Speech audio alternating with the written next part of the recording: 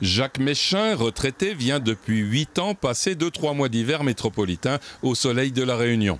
Il a réservé dans cette résidence hôtelière en 2018 à un certain tarif.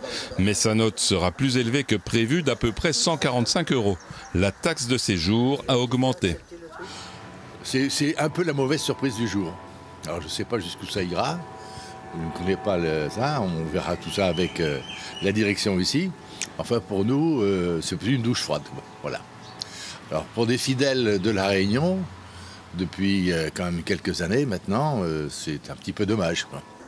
Pour ces établissements non classés, cette taxe forfaitaire de 31 centimes par personne et nuitée passe en 2019 à 5% du coût hors taxe de la nuitée, plafonné quand même à 2,30 €. Mesure injuste pour Yves Scullier par rapport aux hôtels étoilés.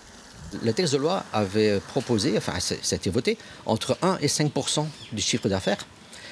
Et le TCO donc, a décidé de mettre ça à son montant maximum à 5%. C'est-à-dire que nous, les petites structures, on va payer, enfin pas nous, c'est plutôt le client, il va payer une taxe de séjour qui est supérieure à un hôtel 4 étoiles.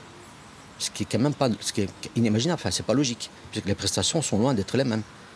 Pour harmoniser la taxe de séjour sur toute l'île, l'IRT et les intercommunalités ont appliqué cette mesure conformément à la loi de finances rectificative pour 2017.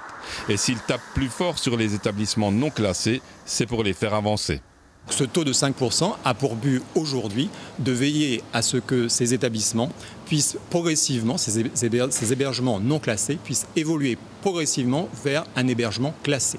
Dans une logique effectivement d'avoir sur le territoire un panel d'hébergement qui est une qualité en fait d'offre qui soit relativement homogène, donc du 1 étoile jusqu'au 5 étoiles.